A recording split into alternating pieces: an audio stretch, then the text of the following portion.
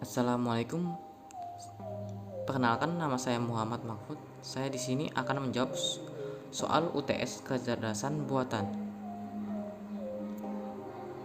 Sebelum kita masuk ke dalam soalnya, saya akan membacakan kode etik akademik. Saya menyatakan bahwa UTS ini saya kerjakan sendiri dengan usaha saya. Saya tidak menyalin jawaban dari sumber manapun. Saya bertanggung jawab menjaga agar jawaban UTS saya tidak disalin oleh mahasiswa lainnya. Oke, kita akan langsung masuk ke dalam soal nomor 1.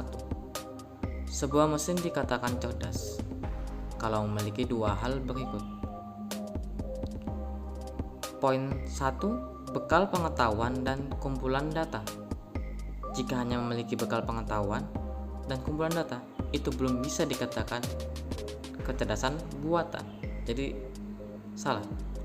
Poin kedua, bekal pengetahuan dan kemampuan menalar. Ini poinnya benar. Kenapa?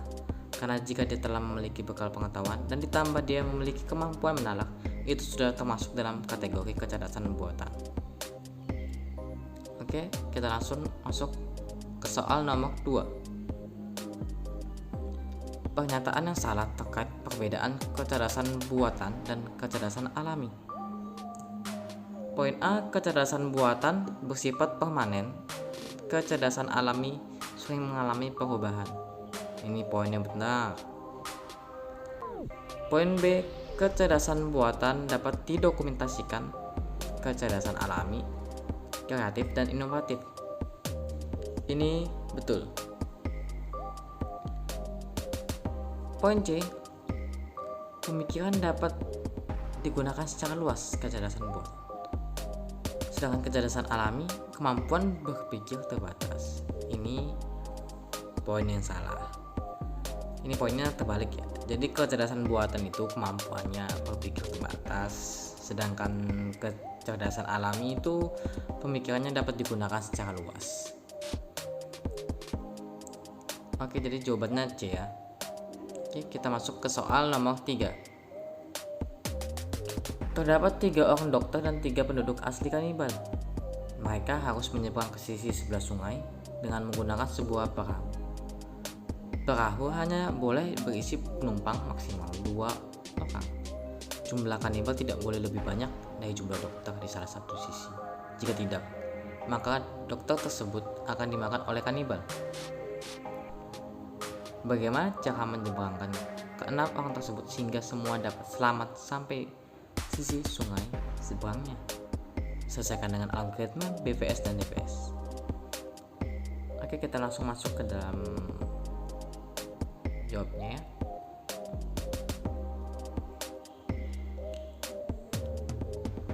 Pada kondisi ini state awalnya, yang mana sisi daratan kirinya masih kosong dan sisi daratan kanan ada 3 dokter, 3 kanibal, dan 1 perahu. Untuk mempermudah penggambarannya, jadi kita akan membuat sebuah notasi untuk tiap-tiap simpulnya. Notasi awalnya pada state awal, kita akan membuatnya seperti ini. Apa ini? Ini artinya di sisi kiri ada 0 dokter, 0 kanibal. Dan di sisi kanan ada 3 dokter dan 3 kanibal. Itu lokasinya. State akhir notasinya adalah ini. Ini goalsnya kita akan tuju. Ya, ini dia. Jika perahu ada di sisi kanan, maka yang dapat dipindahkan adalah dokter atau kanibal yang berada di sisi kanan ataupun sebaliknya. Oke, kita masuk ke dalam metode yang pertama. Metode BVS atau Breakfast Search ialah algoritma pencarian solusi yang melakukan pencarian pada graf atau pohon berakar secara lebar dengan cara mengunjungi setiap simpul secara satu persatu. Mengunjungi simpul 1, kemudian mengunjungi simpul yang lainnya.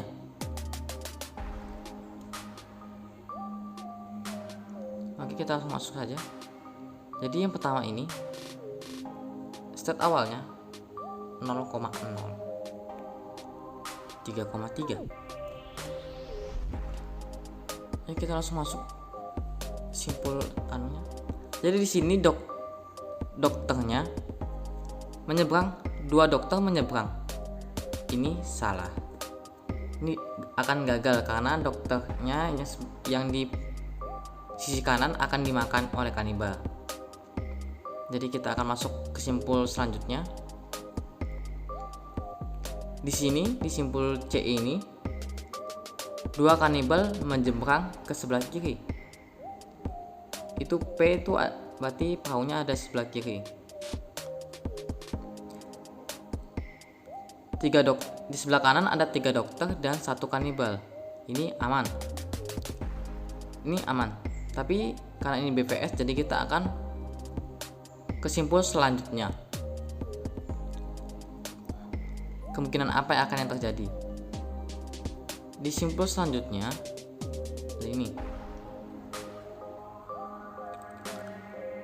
ini 1 kanibal dan 1 dokter yang menyeberang ke sebelah kiri. Ini imbangnya, jadi tidak bakal ada yang dimakan. Oke, kita langsung masuk ke simpul selanjutnya. Simpul E. Ini turunan dari simpul C-nya. Di sini habis kanibal menyeberang 2, 1 kanibal balik. Jadi di sebelah kiri ada 1 kanibal saja. Ini masih aman karena tidak ada yang bakal bisa dimakan. Oke, kita ke tetangga selanjutnya. F. Habis kanibal sama dokternya nyebrang, kanibalnya balik.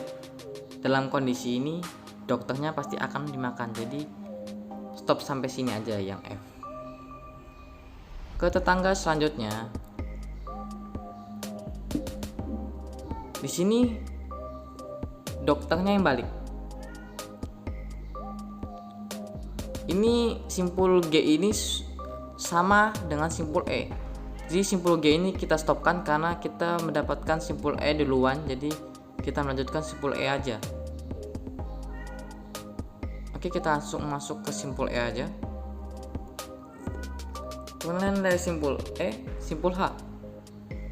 Di sini jadi habis kanibalnya balik, dia menjemput temannya lagi, teman kanibalnya. Jadi di sebelah kiri sekarang ada 3 kanibal, sebelah kanan ada 3 dokter.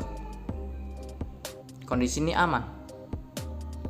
Selanjutnya 1 kanibal balik ke sebelah kanan dan kondisi ini aman. Jadi kita langsung saja. Ada kemungkinan lain lagi ini. Jadi di sini 1 kanibal dan 1 dokter pindah ke sisi kiri. Nah, dalam keadaan ini kanibal lebih banyak daripada dokter di sisi kiri. Jadi keadaan ini keadaan yang salah. Keadaan selanjutnya, simpul K. Habis kanibalnya balik 1, dokternya menyeberang, 2 dokter menyeberang ke sisi kiri. Jadi sebelah kanan ada 1 kanibal dan 1 dokter. Seimbang di kedua sisi. Jadi simpul K yang lanjut ke simpul selanjutnya, simpul L. Jadi di sini dua yang balik, 1 dokter dan 1 kanibal balik ke sisi kanan. Keadaannya masih imbang. Ke tetangganya, kita simpul tetangganya. Jadi di sini 2 kanibal yang balik ke sebelah kanan. Keadaan ini salah pasti, jelas sekali karena kanibal lebih banyak daripada dokter. Oke, simpul selanjutnya. Dalam keadaan ini, dua dokter yang menyeberang ke sisi kiri. Jadi keadaan ini, jadi dua kanibal di sebelah kanan, satu kanibal di sebelah kiri, dan 3 dokter di sebelah kiri. Keadaan ini aman. Selanjutnya, yang tadi.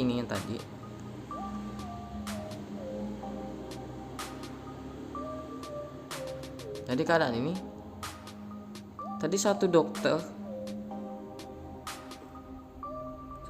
balik ke sebelah kiri. Keadaan ini salah karena di sisi kanan dokternya akan dimakan. Simpul selanjutnya, sehabis dokternya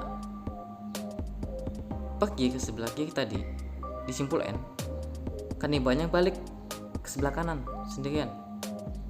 Jadi ke dalam simpul P ini aman, 3 dokter sebelah kiri dan 3 kanibal sebelah kanan. Selanjutnya, jadi tadi 2 kanibal tadi balik pergi ke sebelah kiri 2. Keadaan ini masih aman karena dokter lebih banyak. Selanjutnya, sehabis itu satu kanibal balik untuk menjemput temannya. Keadaannya masih aman karena dokter masih banyak. Sehabis tadi dia balik, 2 kanibal yang tadi sebelah kanan pergi ke sebelah kiri. Jadi kita telah mendapatkan goalsnya yang kita dapatkan di simpul S. Itulah metode BVS nya. Ini ada algoritmanya, open, close. Kita evaluasi A, kita membuka simpul B, C, D, kita tutup A nya. Kita evaluasi C nya, kita buka simpul E, kita tutup B nya. Ada tipe di situ ya. Selanjutnya dengan metode DVS. Metode DVS tidak seperti BVS yang langkah solusinya secara melebar, pencariannya secara melebar dari simpul akar hingga simpul akhir. Di DVS ini atau Deep First Search yang lebih mengutamakan kedalaman untuk mencapai simpul solusi. Jadi dia lebih satu sisi saja. Jika itu sudah mentok, dia akan pindah sisi selanjutnya.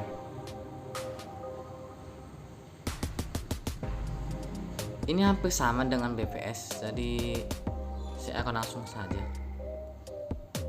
Di sini tadi di BVS ada 3 simpul di sini. Ini kita potong karena kita hanya mengambil jalur kirinya saja. Jalur kiri mentok, lurus langsung masuk, sebelah kirinya mentok, turun lagi. Ini hanya dari bedanya dari BVS. Hampir sama saja ini. Penjelasan notasinya juga sama. Simpul intinya tuh simpul A, C, D, E, F, H, I, J, K, L, M, N. Itu simpul intinya. Jadi kita langsung saja karena ini juga sama dengan yang tadi. Ini algoritmanya sama juga, hampir sama. Bedanya di opennya, ini open simpul apa dan apa. Oke, sepertinya cukup sekian